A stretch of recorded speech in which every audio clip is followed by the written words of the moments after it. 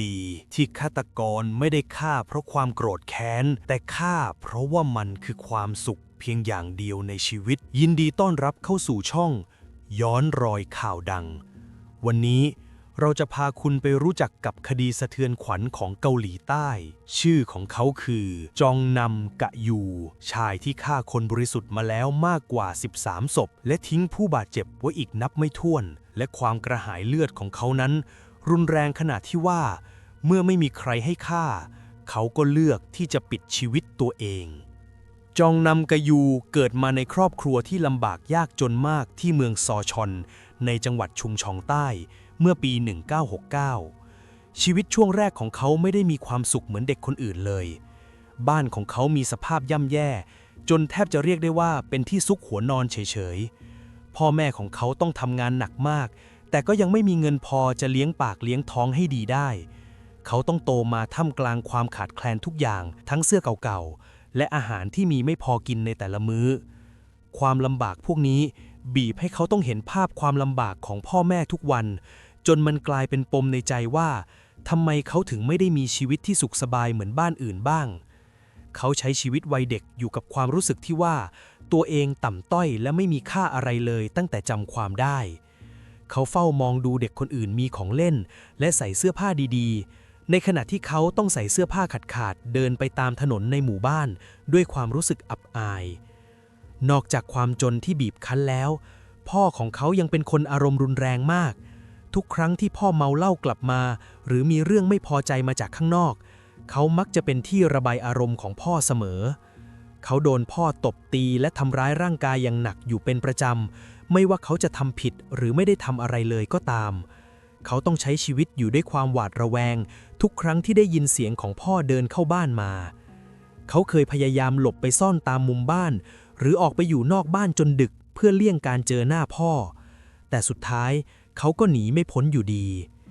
ความเจ็บปวดจากการถูกพ่อแท้ๆทำร้ายซ้ำแล้วซ้ำเล่า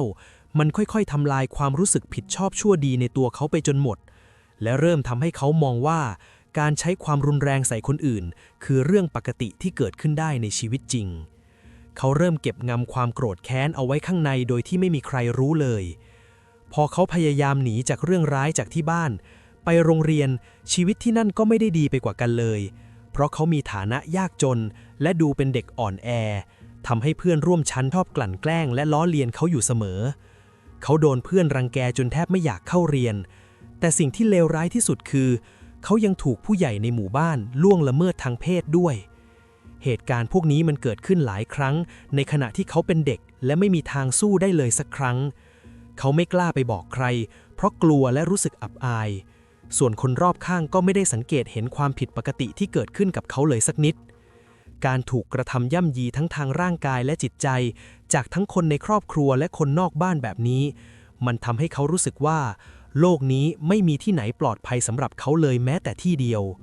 ความไว้วางใจที่เขามีต่อมนุษย์เพื่อนร่วมโลกมันได้พังทลายลงความเจ็บปวดและแรงกดดันที่เขาสะสมมาตลอดหลายปีมันเริ่มส่งผลชัดเจนขึ้นเรื่อยๆเมื่อเขาโตขึ้นก็ค่อยๆเปลี่ยนจากเด็กที่เงียบขรึม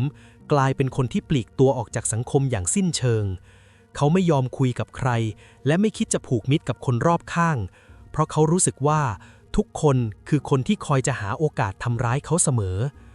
ความคิดอาฆาตแค้นเริ่มก่อตัวขึ้นในหัวของเขาอย่างช้าๆเขาเริ่มมองโลกในแง่ร้ายและคิดว่าสังคมนี้ช่างไม่ยุติธรรมเอาเสียเลย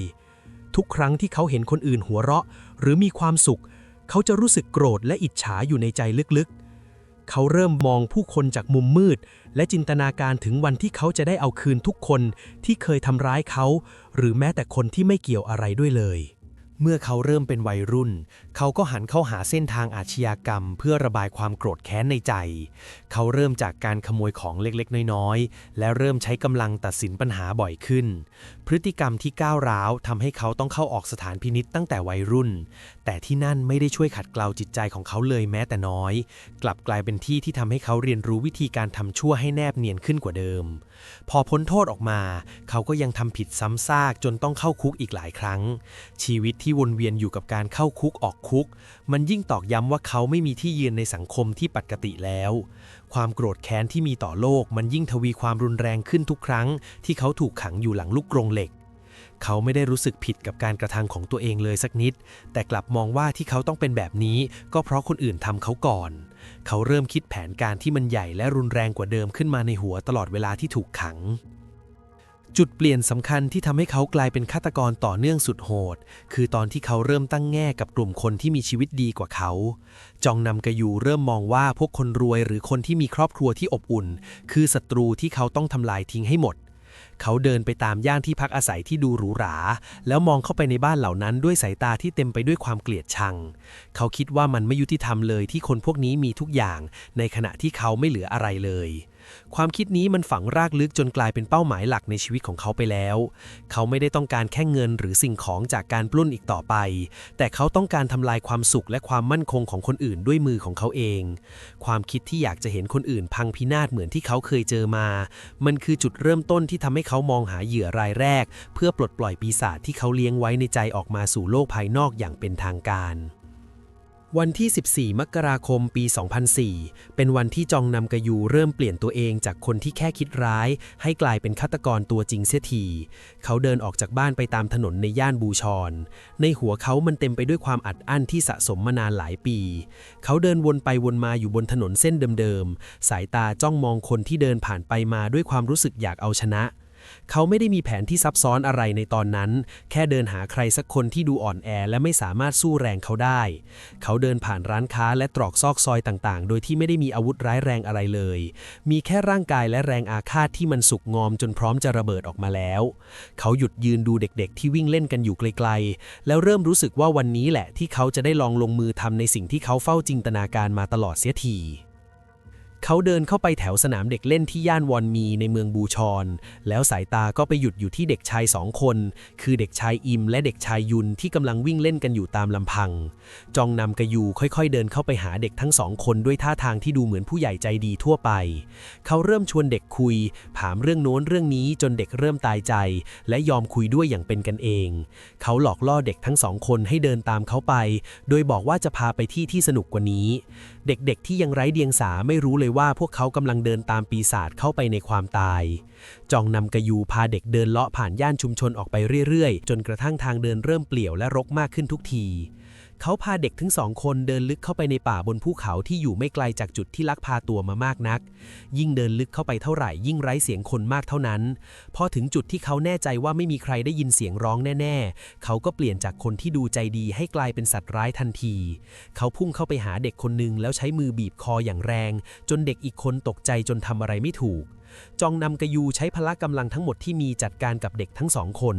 เขาบีบคอเด็กจนกระทั่งร่างที่เคยดิ้นรนค่อยๆสงบลงและนิ่งสนิทไปในที่สุดหลังจากผ่านไปหลายวันตำรวจและชาวบ้านก็มาเจอศพของเด็กชายทั้ง2 คนในสภาพที่น่าสลดใจมากศพถูกทิ้งไว้ในจุดที่แทบไม่มีใครเดินผ่านไปมาข่าวนี้สร้างความหวาดกลัวไปทั่วทั้งเมืองบูชอนเพราะสภาพที่เกิดเหตุบ่งบอกว่าคนร้ายทำไปเพราะความแค้นหรือความสนุกมากกว่าการชิงทรัพย์ตำรวจพยายามเร่งหาหลักฐานทุกอย่างในที่เกิดเหตุทั้งตรวจรอยนิ้วมือและรอยเท้าที่อาจจะหลงเหลืออยู่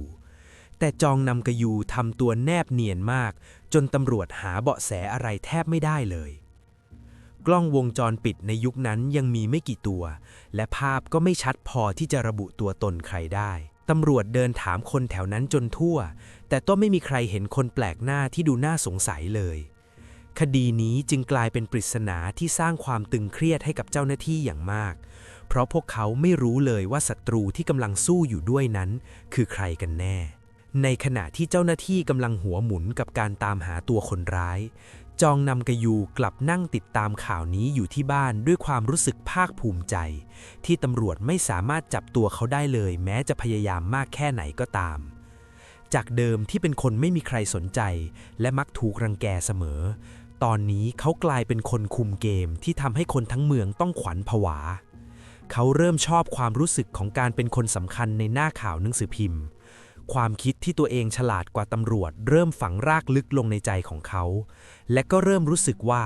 อำนาจที่ได้มาจากการฆ่านั้นมันหอมหวานเกินกว่าที่จะหยุดเพียงแค่ครั้งเดียวได้สิ่งที่จองนำกยูรู้สึกหลังจากลงมือฆ่าคนครั้งแรกสำเร็จคือความผ่อนคลายอย่างที่เขาไม่เคยสัมผัสมาก่อนในชีวิตความเครียดความโกรธและความอึดอัดที่เขามีต่อโลกใบนี้มันเหมือนถูกระบายออกมาจนหมดสิ้นเขาเล่าในเวลาต่อมาว่าคืนหลังจากที่ฆ่าเด็กเสร็จเขากลับมานอนหลับได้สนิทมากอย่างที่ไม่เคยเป็นมาก่อนเหมือนว่าความตายของคนอื่นคือยาชูกำลังที่ช่วยเยียวยาจิตใจของเขาได้จริงๆเขาไม่ได้มีความรู้สึกผิดหรือเสียใจต่อครอบครัวของเด็กเลยแม้แต่นิดเดียวเขากลับมองว่ามันเป็นแค่การเริ่มต้นของบทเรียนใหม่ที่เขาจะใช้ระบายความแค้นต่อไปความรู้สึกสงบเงียบหลังจากที่ลงมือทำเรื่องโหดร้ายได้สำเร็จกลายเป็นสิ่งที่เขาเริ่มเสพติดและเขารู้ตัวดีว่าอีกไม่นานเขาจะต้องออกไปหาเหยื่อรายใหม่เพื่อสร้างความรู้สึกแบบนี้ให้เกิดขึ้นอีกครั้งแน่นอนจองนำกยูเริ่มรู้สึกเบื่อกับการทำร้ายเด็กๆเพราะเขามองว่ามันง่ายเกินไปและไม่ค่อยมีความท้าทายเท่าที่ควรเขาอยากสัมผัสกับความตื่นเต้นที่รุนแรงกว่าเดิมก็เลยตัดสินใจเปลี่ยนกลุ่มเป้าหมายใหม่คราวนี้เขาหันมาสนใจผู้หญิงที่ต้องเดินกลับบ้านในช่วงดึกๆในพื้นที่ที่ห่างไกลจากสายตาคนเขาเริ่มเปลี่ยนพฤติกรรมจากการไปนั่งรอในสวนสาธารณะมาเป็นการเดินเท้าไปตามถนนในย่านชุมชนที่เงียบสงบแทนในช่วงนั้นเขาจะใช้เวลาเดินสำรวจพื้นที่เป็นระยะทางหลายกิโลเมตรในแต่ละคืนเพื่อหาทำเลที่เหมาะสมที่สุดเขาไม่ได้เจาะจงว่าเหยื่อต้องมีหน้าตายังไงหรือแต่งตัวแบบไหนขอแค่เป็นผู้หญิงที่เดินอยู่ลำพังในที่มืดและดูไม่มีทางสู้เขาสังเกตการใช้ชีวิตของคนในเมืองอยู่นานจนเริ่มจับจุดได้ว่าช่วงเวลาไหนที่ผู้หญิงมักจะเดินผ่านซอยเปลี่ยวเพียงลำพังจองนำกยูมักจะเลือกช่วงที่ดึกจริงๆเพราะคนส่วนใหญ่จะเข้าบ้านนอนกันหมดแล้วและบนถนนจะแทบไม่มีรถวิ่งผ่านไปมาเลยเขาพยายามทำตัวให้กลมกลืนกับเงามืดตามข้างทางคอยเดินหลบมุมตึกเพื่อไม่ให้ใครสังเกตเห็นตัวเขาได้ชัดเจนการเปลี่ยนเป้าหมายในครั้งนี้ทำให้เขารู้สึกเหมือนได้ยกระดับการล่าของตัวเองขึ้นไปอีกขั้นและเขาก็เตรียมตัวที่จะลงมือทำเรื่องที่เลวร้ายยิ่งกว่าเดิมอีกจนกระทั่งมาถึงคืนวันที่ 30 มกราคม ปี 2004 จองนำกายูเดินทางไปที่ย่านบูชอนซึ่งเป็นเขตที่เขามองว่ามีซอยเล็กซอยน้อยค่อนข้างเยอะเต็มไปหมดเขาเดินหาเหยื่ออยู่นานหลายชั่วโมงจนกระทั่งไปเจอกับหญิงสาวคนหนึ่งที่กำลังเดินกลับที่พักเพียงลำพังในทางที่มืดและไม่มีคนพลุกพล่านเขาไม่รอช้ารีบเร่งฝีเท้าเดินตามเธอไปอย่างเงียบๆพอสบโอกาสที่เธอกำลังจะเลี้ยวเข้ามุมอับเขาก็พุ่งเข้าไปหาเธอทันทีแล้วใช้มีดที่พกมาจ้วงแทงไปที่ร่างของเธออย่างแรงโดยที่เธอไม่ทันได้ตั้งตัวเหตุการณ์ตอนนั้นมันรวดเร็วและน่ากลัวมากเหยื่อพยายามร้องตะโกนขอความช่วยเหลือและใช้มือปัดป่ายเพื่อป้องกันตัวอย่างสุดชีวิตเขาลงมือแทงซ้ำๆอย่างบ้าคลั่งแต่ในจังหวะนั้นเองเหยื่อฮึดสู้ขึ้นมาอย่างรุนแรงจนทำให้เขาเริ่มรู้สึกตกใจและกลัวว่าจะมีคนแถวนั้นได้ยินเสียงและออกมาดูเขาเลยตัดสินใจทิ้งเหยื่อที่นอนเจ็บอยู่ตรงนั้นแล้วรีบวิ่งหนีหายไปในความมืดทันที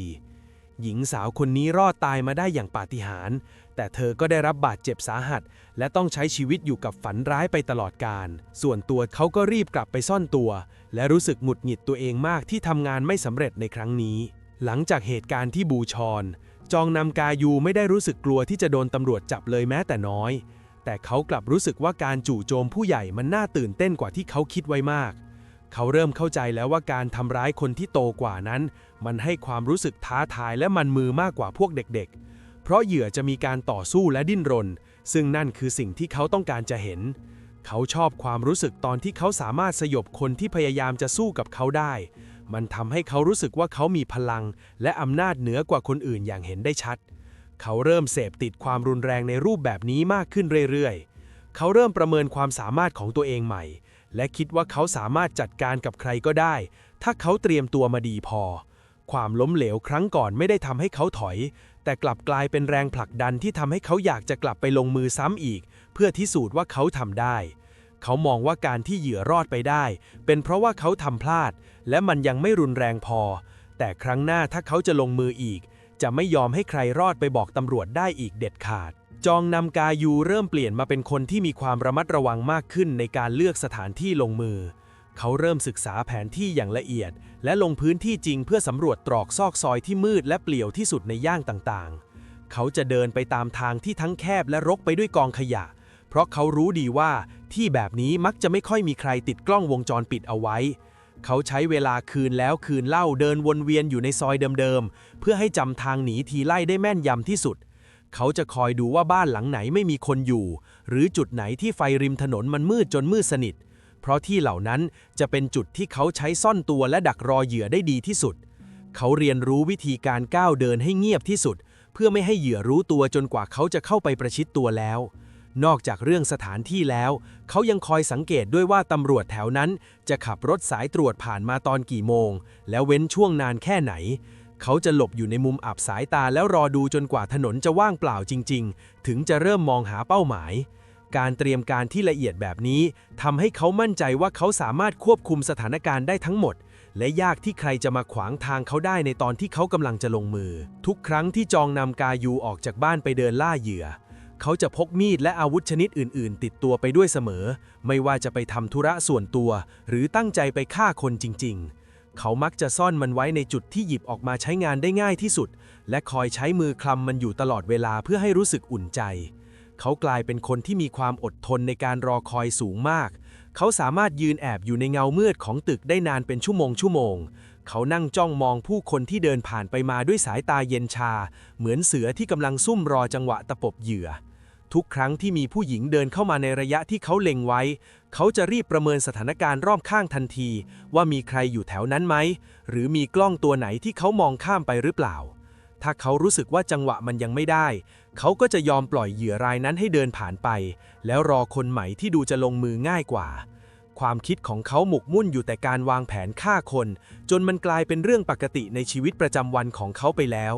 เขาไม่ได้รู้สึกว่าสิ่งที่ทำมันผิดศีลธรรมแต่เขามองว่ามันคือทางเดียวที่จะทำให้เขาหลุดพ้นจากความเครียดและความโกรธแค้นที่มีต่อสังคมมาอย่างยาวนานได้จองนำกายูเริ่มขยับขยายพื้นที่การลงมือออกไปกว้างขึ้นคราวนี้เขาเลือกเดินทางไปแถวย่านทงแดมุนคืนนั้นเขาก็ยังคงใช้วิธีเดิมๆคือเดินไปเรื่อยๆตามตรอกซอกซอยที่มืดและเปลี่ยวเพื่อสอดสายตาหาเหยื่อที่เดินมาคนเดียวจนกระทั่งเขาไปเจอผู้หญิงคนหนึ่งกำลังเดินมุ่งหน้ากลับที่พักเขาก็ไม่รอช้ารีบกึ่งเดินกึ่งวิ่งตามไปพอสบโอกาสเขาก็พุ่งเข้าไปหาเธอจากด้านหลังแล้วใช้มีดที่พกติดตัวมาทำร้ายเธอทันทีเขาเลือกที่จะแทงมีดลงไปตามร่างกายของเธออย่างรวดเร็วและรุนแรงเสียงร้องด้วยความเจ็บปวดของเหยื่อไม่ได้ทำให้เขารู้สึกกลัวว่าใครจะมาได้ยินเลยสักนิดแต่มันกลับยิ่งกระตุ้นให้เขาลงมือหนักขึ้นไปอีกเหมือนเขายิ่งได้ยินเสียงร้องเขาก็ยิ่งอยากจะทำร้ายคนตรงหน้าให้มากขึ้นเขาไม่ได้ห่วงเรื่องที่จะถูกจับได้ในตอนนั้นเลยเพราะในหัวเขามีแค่ความมุ่งมั่นที่จะต้องทำให้เหยื่อบาดเจ็บสาหัสให้ได้หลังจากที่เขาลงมือจนพอใจแล้วเขาก็เดินหลบหนีหายไปในความมืดของซอยนั้นอย่างรวดเร็วทิ้งให้เหยื่อที่นอนเลือดอาบต้องพยายามร้องขอความช่วยเหลืออยู่เพียงลำพังโดยที่ไม่มีใครรู้เลยว่านี่คือจุดเริ่มต้นของฝันร้ายครั้งใหญ่ที่จะตามมาหลังจากนี้อีกหลายต่อหลายครั้งในพื้นที่ที่ผู้คนใช้พักอาศัยกันตามปกติช่วงต้นเดือนกุมภาพันธ์ปี 2004 เป็นวันที่เหตุการณ์รุนแรงพุ่งถึงขีดสุดอีกครั้งเมื่อจองนำกายูไปดักรออยู่แถวหน้าบ้านของนักศึกษาหญิงคนหนึ่งเขาเฝ้าดูเธอเดินกลับมาจากข้างนอกอย่างใจเย็นและคอยรักษาระยะห่างเพื่อไม่ให้เธอรู้ตัวจนกระทั่งเธอมาหยุดอยู่ที่หน้าประตูบ้านตัวเองแล้วกำลังจะหยิบกุญแจออกมาไขเข้าไปข้างในช่วงวินาทีที่เธอคิดว่าตัวเองถึงที่ที่ปลอดภัยที่สุดแล้วนั่นเองจองนำกายูก็พุ่งออกมาจากเงามืดข้างบ้านแล้วใช้มีดแทงเธอทันทีแบบไม่ให้ตั้งตัวเขาไม่ได้สนใจว่าในตอนนั้นจะมีคนในบ้านหรือเพื่อนบ้านคนไหนได้ยินเสียงผิดปกติหรือไม่เขาตั้งหน้าตั้งตาแทงเธอซ้ำๆอย่างรุนแรงจนร่างของเธอซุดลงไปนอนจมกองเลือดอยู่ที่หน้าประตูบ้านตัวเองนั่นเองหลังจากลงมือเสร็จเขาก็เดินหนีไปดื้อๆโดยไม่แตะต้องสิ่งของใดๆของเธอเลยทิ้งร่างที่ไร้วิญญาณของนักศึกษาหญิงคนนั้นไว้ที่หน้าประตูบ้านเป็นภาพที่น่าสลดใจมากสำหรับคนที่มาพบเจอภายหลังเพราะเธออยู่ห่างจากความปลอดภัยและคนในครอบครัวเพียงแค่ไม่กี่ก้าวเท่านั้น การตายของเธอในครั้งนี้กลายเป็นข่าวใหญ่ที่สะเทือนขวัญไปทั่ว เพราะมันแสดงให้เห็นว่าฆาตกรคนนี้เริ่มอุกอาจมากขึ้นเรื่อยๆ จนถึงขั้นกล้ามาลงมือฆ่าคนถึงหน้าบันไดบ้าน แบบไม่เกรงกลัวอะไรเลย สิ่งที่น่ากลัวที่สุดในการลงมือของจองนำกยูคือเขาไม่ต้องการเงินทองหรือของมีค่าอะไรเลยในทุกๆครั้งที่เขาบุกเข้าไปทำร้ายคนในย่านที่พักอาศัยเขาจะเมินกระเป๋าตังค์หรือโทรศัพท์มือถือที่เหยื่อพกติดตัวมาด้วยอย่างสิ้นเชิงแม้ว่าของเหล่านั้นจะวางอยู่ตรงหน้าหรือหล่นลงพื้นตอนที่เขากำลังทำร้ายเหยื่อเพราะสิ่งที่เขาโหยหาจริงๆคือความรู้สึกสะใจตอนที่ได้ลงมือกระทำกับร่างกายของคนอื่นอย่างรุนแรงเขาอยากเห็นคนล้มลงตรงหน้าอยากได้ยินเสียงร้องไห้และอยากเห็นความเจ็บปวดที่เกิดจากปลายมีดของเขาจองนำกยูเคยบอกในภายหลังว่าการได้ทำแบบนี้มันทำให้เขารู้สึกโล่งและมีความสุขอย่างบอกไม่ถูกซึ่งมันต่างจากโจรทั่วไปที่พอได้เงินแล้วก็หนีไปแต่สำหรับเขาการได้เห็นเลือดและได้ทำร้ายคนให้เจ็บหนักหรือถึงตายคือรางวัลเดียวที่เขาต้องการจริงๆเขาจึงกลายเป็นฆาตกรที่อันตรายกว่าโจรทั่วไปหลายเท่าเพราะไม่มีใครรู้เลยว่าเขาจะเลือกใครเป็นรายต่อไปและที่สำคัญคือเราไม่สามารถใช้เงินหรือทรัพย์สินใดๆมาต่อรองเพื่อขอชีวิตคืนมาจากคนอย่างเขาได้เลยเพราะเขาไม่ได้มาเพื่อปล้นแต่เขามาเพื่อทำร้ายร่างกายให้ถึงที่สุดเท่านั้นพอเข้าสู่ช่วงเดือนมีนาคมและเมษายนจองนำกยูก็ยิ่งลงมือหนักและถี่ขึ้นกว่าเดิมมากอย่างเห็นได้ชัดเขาเริ่มแทงเหยื่อแบบไม่ยั้งมือและไร้ความปราณีในเวลาสั้นๆแค่ไม่กี่นาทีที่เขาเข้าถึงตัวเหยื่อจองนำกยูจะรอจังหวะที่เหยื่อเดินเข้าไปในที่อับสายตาหรือเป็นมุมตึกที่ไม่มีคนแล้วพุ่งเข้าไปกระหน่ำแทงซ้ำๆที่จุดเดิมๆจนกว่าเหยื่อจะหมดแรงสู้หรือล้มฟุบลงไปกองกับพื้นเขาทำทุกอย่างด้วยความรวดเร็วและแม่นยำขึ้นเรื่อยๆเหมือนกับว่าเขาเริ่มชินกับการใช้อาวุธมีดมากขึ้นความรุนแรงนี้ไม่ได้ลดน้อยลงเลยแม้แต่น้อยยิ่งเขาทำสำเร็จบ่อยเท่าไหร่เขาก็ยิ่งอยากจะลงมือซ้ำอีกเรื่อยๆจนย่านที่พักอาศัยที่เคยดูสงบสุขกลับกลายเป็นพื้นที่เสี่ยงตายสำหรับผู้หญิงที่ต้องเดินกลับบ้านในช่วงกลางคืนคนเดียวทุกย่างก้าวในซอยบ้านของตัวเองกลายเป็นเรื่องที่น่าหวาดระแวงเพราะไม่รู้ว่าฆาตกรรายนี้จะแอบซ่อนตัวอยู่หลังกำแพงหรือมุมมืดตรงไหนของซอยจากเหตุการณ์ที่เกิดขึ้นต่อเนื่องกันหลายครั้งในย่านที่พักอาศัยหลายแห่งทำให้ตำรวจเริ่มสังเกตเห็นความผิดปกติอย่างหนึ่งพวกเขาเริ่มรวบรวมข้อมูลคดีทำร้ายร่างกายและฆาตกรรมที่เกิดขึ้นในช่วงเดือนกุมภาพันธ์จนถึงเมษายนแล้วพบว่าคดีเหล่านี้มีลักษณะที่คล้ายกันจนแทบจะเป็นพิมพ์เดียวกันทั้งวิธีการใช้มีดทำร้ายเหยื่อจากด้านหลังในที่เปลี่ยวการลงมือที่รวดเร็วและรุนแรงมากผิดปกติแผลที่ถูกแทงอย่างบ้าคลั่งหลายจุดบนร่างกายและที่สำคัญที่สุดคือคนร้ายไม่เคยแตะต้องทรัพย์สินของเหยื่อเลยแม้แต่ชิ้นเดียวตำรวจเริ่มเอะใจแล้วว่านี่ไม่ใช่แค่การจี้ชิงทรัพย์ธรรมดาที่เกิดความผิดพลาดจนมีการฆ่ากันตายแต่น่าจะมีฆาตกรต่อเนื่องคนหนึ่งที่กำลังอาละวาดหนักและจงใจฆ่าคนเพื่อความสะใจอยู่แน่ๆทีมสืบสวนเริ่มกระจายกำลังออกไปหาเบาะแสตามพื้นที่ที่เกิดเหตุและพยายามเชื่อมโยงคดีแต่ละคดีเข้าด้วยกันเพื่อหาจุดร่วมของคนร้ายแต่จองนำกยูก็ฉลาดและระมัดระวังตัวมากพอที่จะไม่ทิ้งรอยนิ้วมือหรือร่องรอยหลักฐานอะไรไว้ในที่เกิดเหตุเลยทำให้การตามหาตัวเขากลายเป็นเรื่องที่ยากลำบากขึ้นไปอีกในขณะที่ตำรวจกำลังมึนงงอยู่กับการหาตัวคนร้ายจองนำกยูก็ยังคงลอยนวลอยู่ในเมืองใหญ่และกำลังแอบมองหาเหยื่อรายต่อไปด้วยท่าทางที่นิ่งเฉยเหมือนไม่มีอะไรเกิดขึ้นตำรวจพยายามเข้าตรวจสอบที่เกิดเหตุทุกแห่งอย่างละเอียดเพื่อหาเบาะแสที่จะโยงไปถึงตัวคนร้ายให้ได้แต่สิ่งที่พวกเขาเจอคือความว่างเปล่าจนน่าตกใจจองนำกยูระวังตัวดีมากเขาไม่ทิ้งรอยนิ้วมือหรือร่องรอยหลักฐานอะไรเลยการทำงานของตำรวจในตอนนั้นมันเหมือนกับการพยายามจับหมอกในที่มืดยิ่งพยายามเค้นหาความจริงจากหลักฐานทางนิติวิทยาศาสตร์มากเท่าไหร่พวกเขาก็ยิ่งพบว่าฆาตกรคนนี้มีความรู้เรื่องวิธีที่ตำรวจใช้ทำงานเป็นอย่างดีเขาไม่ได้แค่ฆ่าคนแล้ววิ่งหนีไปเฉยๆแต่เขาตั้งใจที่จะลบตัวตนออกไปจากพื้นที่นั้นอย่างสมบูรณ์แบบจนทำให้ทีมสืบสวนเริ่มรู้สึกกดดันและเริ่มไม่เห็นทางว่าจะหาตัวฆาตกรเจอได้ยังไงอุปสรรคชิ้นใหญ่ที่ทำให้ทีมสืบสวนมืดแปดด้านคือรอยเท้าที่พบในที่เกิดเหตุหลายจุดจองนำกยูฉลาดพอที่จะไม่ใส่รองเท้าที่มีเอกลักษณ์เฉพาะตัวเขาเลือกใส่รองเท้ากีฬายี่ห้อตามตลาดที่คนทั่วไปหาซื้อได้ตามร้านขายของถูกๆพอตำรวจเก็บรอยเท้าไปตรวจสอบและเอาไปเปรียบเทียบกับฐานข้อมูลที่มีพวกเขาก็พบว่ารอยพื้นรองเท้าแบบเนี้ยมันมีเป็นหมื่นๆคู่ที่เดินปะปนอยู่บนถนนในกรุงโซลการจะระบุว่ารอยเท้านี้เป็นของใครมันจึงเป็นเรื่องที่เป็นไปไม่ได้เลยเขาตรงใจเลือกใช้ของที่ดูธรรมดาที่สุดเพื่อพลางตัวให้กลมเคลือไปกับฝูงชนและเลือกอะไรที่เป็นพื้นฐานที่สุดทุกครั้งที่เจ้าหน้าที่เจอรอยเท้าใหม่ พวกเขาก็ต้องพบกับความจริงที่น่าเจ็บใจว่ามันคือรอยเดิมจากรองเท้ายี่ห้อทั่วไปที่ไม่ได้ช่วยให้เข้าใกล้ตัวจริงของเขาเลยแม้แต่น้อยสิ่งที่ทำให้คดีนี้ยากกว่าคดีฆาตกรรมทั่วไปหลายเท่าคือเรื่องของแรงจูงใจปกติเวลาเกิดเหตุร้ายขึ้นตำรวจจะเริ่มมองหาความเชื่อมโยงก่อนว่าเหยื่อกับคนร้ายรู้จักกันไหมมีเรื่องทะเลาะวิวาทหรือขัดผลประโยชน์อะไรกันหรือเปล่าแต่ในเคสของจองนำกับยูนั้นไม่มีเลยเขาไม่เคยรู้จักเหยื่อมาก่อนไม่มีความแค้นส่วนตัวและที่สำคัญคือเขาแทบไม่แตะต้องทรัพย์สินเงินทองของเหยื่อเลยด้วยซ้ำเป้าหมายของเขาคือการฆ่าเพื่อความสะใจเพียงอย่างเดียวการเลือกเหยื่อแบบสุ่มๆตามใจชอบของเขาทำให้ทฤษฎีการสืบสวนแบบเดิมๆใช้ไม่ได้ผลตำรวจไม่สามารถหาเส้นเชื่อมโยงใดๆที่จะลากกลับไปหาเขาได้เพราะเขาเป็นคนแปลกหน้าที่เดินเข้ามาในชีวิตของเหยื่อเพียงไม่กี่นาทีเพื่อปลิดชีพแล้วก็เดินจากไปการที่เขาไม่มีความสัมพันธ์ใดๆกับคนที่เขาฆ่าทำให้การตีวงล้อมกลุ่มผู้สงสัยกลายเป็นเรื่องที่ยากจนแทบจะเป็นไปไม่ได้เพราะใครๆในเมืองก็อาจจะเป็นเป้าหมายของเขาได้ทั้งหมดกล้องวงจรปิดในยุคนั้นไม่ได้ช่วยงานตำรวจได้มากนัก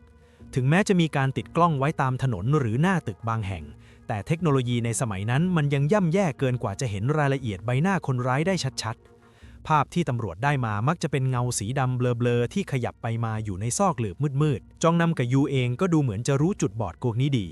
เขาเลือกเดินในมุมอับสายตาหรือจุดที่แสงไฟส่องไม่ถึงทำให้กล้องตัวไหนๆก็จับภาพเขาไม่ได้เลยเจ้าหน้าที่ต้องนั่งดูเทปซ้ำแล้วซ้ำเล่าเพื่อหาจุดสังเกตเล็กๆน้อยๆแต่สุดท้ายก็ได้มาแค่ข้อมูลกว้างๆว่าคนร้ายน่าจะเป็นผู้ชายรูปร่างผอมและเคลื่อนไหวได้รวดเร็วซึ่งข้อมูลแค่นี้มันกว้างเกินกว่าจะเอาไปใช้จับใครสักคนมาเข้าคุกได้จริงๆแม้จะพยายามปรับจูนภาพให้ชัดขึ้นแค่ไหนก็ยังไม่เห็นอะไรที่มากไปกว่าเงาของปีศาจร้ายที่เดินลอยนวลอยู่ในความมืด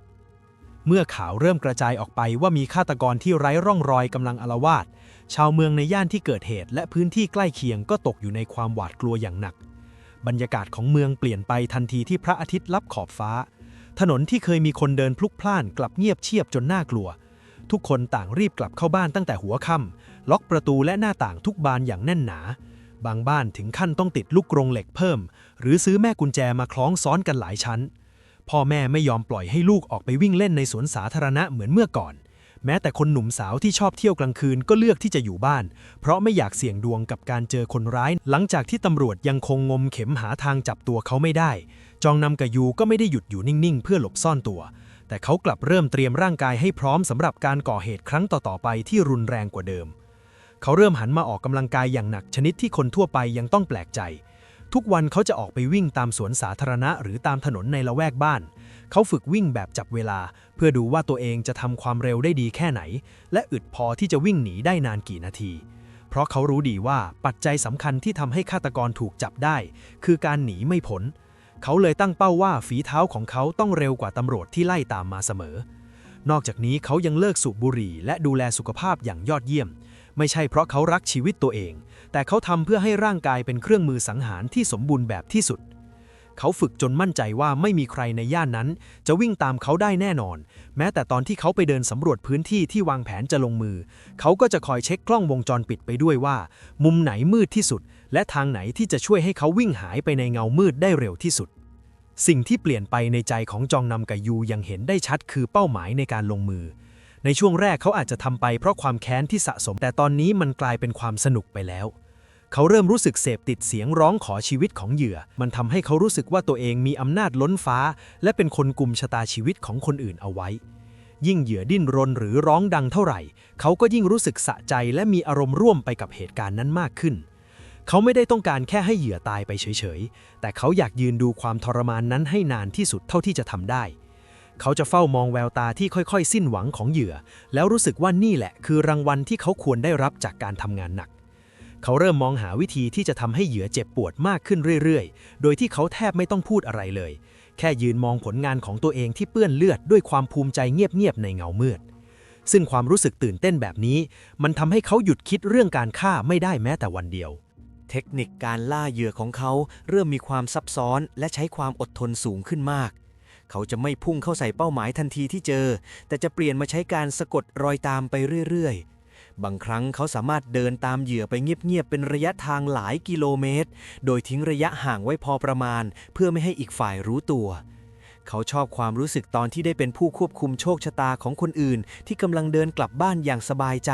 โดยที่ไม่รู้เลยว่าความตายกำลังเดินตามหลังมาติดๆเขาจะรอดูจนกว่าเหยื่อจะเดินเข้าไปในซอยที่มืดและมั่นใจว่าไม่มีทางที่ใครจะเข้ามาช่วยได้ทัน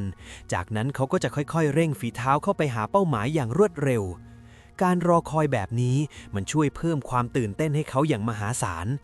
เขาสนุกกับการเฝ้ามองกิจวัตรประจำวันของคนแปลกหน้าแล้วคอยหาช่องว่างเล็กๆเพื่อเข้าไปทำลายชีวิตเหล่านั้นทิ้งอย่างเลือดเย็นที่สุดเท่าที่จะทำได้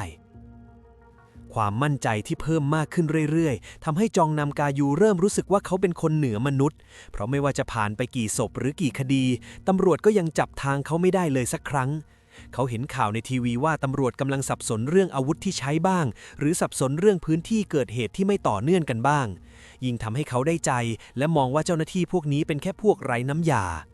เขาเริ่มรู้สึกว่าตัวเองฉลาดกว่ากฎหมายและไม่มีใครในโลกนี้จะมาหยุดเขาได้ความกลัวที่เคยมีในช่วงแรกๆที่เริ่มลงมือมันเริ่มมาลายหายไปหมดสิ้นเขากล้าที่จะลงมือในจุดที่ใกล้กับบ้านคนมากขึ้นหรือแม้แต่ในเวลาที่คนเดินพลุกพล่านอยู่บ้างเพราะเขาเชื่อมั่นในความเร็วของฝีเท้าและการวางแผนหนีของตัวเองสุดๆเขาเริ่มมองว่าการทำร้ายคนเป็นส่วนหนึ่งของชีวิตประจำวันที่เขาขาดไม่ได้และตราบใดที่เขายังวิ่งเร็วกว่าคนอื่นและซ่อนตัวเก่งกว่าใครเขาก็คิดว่าเขาจะใช้ชีวิตอยู่บนความตายของผู้อื่นแบบนี้ไปได้เรื่อยๆโดยที่ไม่มีวันถูกจับช่วงเดือนพฤษภาคมจนถึงเดือนมิถุนายนปี 2004 จองนำกายูเริ่มออกล่าเหยื่อบ่อยขึ้นแบบผิดปกติเขาเปลี่ยนพื้นที่ไปแถวย่านกูโรดงซึ่งเป็นเขตที่มีคนอยู่อาศัยหนาแน่นและมีซอกซอยเล็กซอกซอยน้อยเต็มไปหมดเขาไม่ได้แค่เดินผ่านไปเฉยๆแต่เขาใช้เวลาเดินวนไปวนมาในซอยเดิมซ้ำแล้วซ้ำเล่าเพื่อหาบ้านที่ดูเข้าถึงง่ายที่สุดจองนำกายูมักจะเริ่มเดินเท้าตั้งแต่ช่วงกลางดึกไปจนถึงเช้ามืดบางคืนเขาก็เดินวนอยู่แบบนั้นหลายชั่วโมงในหัวเขามันมีแต่ความคิดเรื่องการลงมือที่รุนแรงขึ้นกว่าเดิมเขาเริ่มไม่สนใจแล้วว่าจะต้องรอจังหวะที่เหมาะสมนานแค่ไหนขอแค่ให้มีโอกาสได้เข้าไปในพื้นที่ส่วนตัวของคนอื่นเขาก็พร้อมจะพุ่งเข้าไปทันทีความถี่ในการออกหาเหยื่อของเขาในช่วงนี้เพิ่มขึ้นจนเกือบจะเป็นวันเว้นวันทำให้เขาเริ่มคุ้นเคยกับเส้นทางหลบหนีในย่านนี้เป็นอย่างดีเขาเดินสำรวจจนรู้ว่ากล้องวงจรปิดตัวไหนใช้ไม่ได้หรือซอยไหนที่ไม่มีไฟถนนเลยซึ่งมันช่วยให้เขาเคลื่อนที่ในเงามืดได้ราวกับเป็นเงาของย่านนี้จริงๆวิธีการของจองนำกายูเริ่มเปลี่ยนไปอย่างเห็นได้ชัดจากเดิมที่เคยดักทำร้ายคนตามทางเปลี่ยวเขาหันมาใช้วิธีบุกเข้าไปในบ้านของเหยื่อโดยตรงโดยเฉพาะในช่วงที่คนในบ้านกำลังหลับสนิทเขาจะเดินไปตามบ้านเรือนแล้วลองบิดลูกบิดประตูดูทีละห้องหรือไม่ก็ปีนขึ้นไปดูตามหน้าต่างที่เจ้าของบ้านอาจจะลืมล็อกทิ้งไว้เขาจะก้าวเท้าเข้าไปในบ้านอย่างเงียบที่สุดพยายามไม่ให้เกิดเสียงดังจนคนในบ้านตื่นขึ้นมาจองนำกายูชอบความรู้สึกตอนที่เขายืนอยู่ข้างเตียงแล้วมองดูเหยื่อที่กำลังหลับอยู่โดยที่ไม่รู้เลยว่ามีอันตรายยืนอยู่ตรงหน้าเขารู้สึกตื่นเต้นที่ได้บุกรุกเข้าไปในพื้นที่ที่ปลอดภัยที่สุดของคนอื่นแล้วเปลี่ยนมันเป็นสนามล่าของตัวเองแบบที่ไม่มีใครทันได้ตั้งตัวหรือร้องขอความช่วยเหลือได้ทันนอกจากมีดที่เขาพกติดตัวเป็นประจำแล้วในช่วงฤดูร้อนปีนั้นจองนำกายูเริ่มเปลี่ยนไปใช้พวกอาวุธหนักชนิดอื่นด้วยเขาหันไปใช้ท่อนเหล็กยาวๆหรือพวกของแข็งที่มีน้ำหนักมากที่เขาหาเตรียมมาเองเพราะเขาพบว่าการใช้ของพวกนี้มันสร้างความเสียหายได้รุนแรงกว่าและให้ความรู้สึกที่ต่างออกไปเวลาที่อาวุธกระทบกับร่างกายเขาเตรียมอาวุธพวกนี้มาอย่างดีและซ่อนไว้ใต้เสื้อคลุมอย่างมิดชิดเวลาเดินไปตามถนนเพราะเข้าไปในบ้านเหยื่อได้แล้วเขาก็จะงัดท่อนเหล็กออกมาเตรียมพร้อมใช้งานทันทีจองนำกายูเริ่มศึกษาว่าถ้าเหวี่ยงท่อนเหล็กไปที่จุดไหนจะทำให้เหยื่อหมดสติหรือเสียชีวิตได้เร็วที่สุดเขาไม่ได้ต้องการแค่ให้เหยื่อเจ็บปวดมาจากการถูกแทงเหมือนเมื่อก่อนแต่เขาต้องการแรงกระแทกที่รุนแรงพอที่จะหยุดทุกอย่างได้ในทีเดียวการเปลี่ยนมาใช้อาวุธหนักแบบนี้ทำให้ร่องรอยการลงมือของเขาดูโหดเหี้ยมขึ้นกว่าเดิมมากเขาพกพามันไปทุกที่และมันก็พร้อมจะฟาดลงไปบนหัวของใครก็ตามที่เขาเลือกเป็นเหยื่อในคืนนั้นผลจากการเปลี่ยนอาวุธและวิธีการบุกรุกทำให้มีคนตายเพิ่มขึ้นอีกหลายคนในเวลาไล่เลี่ยกันสภาพของศพที่ถูกพบในช่วงนี้มักจะมีรอยแผลขนาดใหญ่ที่ศีรษะจากการถูกกระแทกอย่างแรงจนกะโหลกแตกรอยแผลมันหนักหน่วงจนกะโหลกศีรษะยุบตัวลงไปอย่างน่าสยดสยองเหยื่อบางรายถูกตีซ้ำๆที่จุดเดิมจนจำสภาพเดิมไม่ได้เลย ตำรวจเริ่มสังเกตเห็นว่าคดีที่เกิดขึ้นในย่านกุโรดงและพื้นที่ใกล้เคียงมันมีรูปแบบที่คล้ายกันมากขึ้นเรื่อยๆคือคนร้ายจะลอบบุกเข้าไปในบ้านตอนกลางคืนแล้วใช้ของแข็งตีเข้าที่หัวเหยื่ออย่างรุนแรงในขณะที่พวกเขายังไม่ทันได้ตั้งตัวแต่ถึงจะรู้รูปแบบการลงมือแบบนี้พวกตำรวจก็ยังตามจับใครไม่ได้เลยสักคนเดียว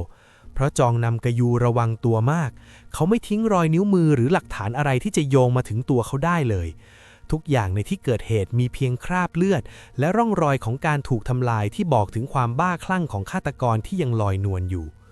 สำหรับจองนำกยูแล้วการได้เข้าไปฆ่าคนถึงในห้องนอนตอนกลางคืนมันทำให้เขารู้สึกเหมือนตัวเองเป็นเจ้าชีวิตของคนอื่นจริงๆความรู้สึกตื่นเต้นที่ได้เห็นเหยื่อดิ้นรนหรือลมหายใจสุดท้ายที่ค่อยๆดับไปในบ้านของตัวเองมันเป็นสิ่งที่ทำให้เขาเสพติดจนถอนตัวไม่ขึ้นจองนำกยูคิดว่าการลงมือในบ้านมันท้าทายกว่าการดักรอตามถนนหลายเท่าเพราะเขาต้องใช้ความเงียบและความใจเย็นที่มากกว่าเดิมในการทำงานทุกครั้งที่เขาเดินออกจากบ้านของเหยื่อหลังจากลงมือเสร็จเขาจะรู้สึกอิ่มเอมใจและมีความสุขอย่างบอกไม่ถูกเหมือนได้ปลดปล่อยความอัดอั้นในใจออกมาทั้งหมดเขาเริ่มมองว่าตัวเองเป็นนักล่าที่เก่งกาจและไม่มีใครในเกาหลีใต้จะสามารถหยุดยั้งเขาได้เลยความมั่นใจที่ผิดเพี้ยนนี่เองที่ทำให้เขายิ่งฮึกเหิมและไม่คิดจะหยุดมือลงเลยแม้แต่วันเดียวแต่กลับยิ่งอยากจะหาเหยื่อรายต่อไปให้เร็วขึ้นเพื่อรักษาความรู้สึกของการเป็นผู้ควบคุมชีวิตคนเอาไว้ให้นานที่สุดเท่าที่จะทำได้พอเข้าช่วงปลายปี 2004 จองนำกยูเริ่มรู้สึกว่าพื้นที่เดิมๆในโซลจะเสี่ยงเกินไปสำหรับเขาแล้วเพราะตำรวจเริ่มปูพรมตรวจค้นหนักขึ้นเขาเลยตัดสินใจขยายพื้นที่ออกไปตามแถบชานเมืองและปริมณฑลแถวๆจังหวัดคยองกีเขาใช้วิธีนั่งรถไฟใต้ดินไปจนสุดสายแล้วก็เดินเท้าต่อไปเรื่อยๆในจุดที่รถเมล์เข้าไม่ถึง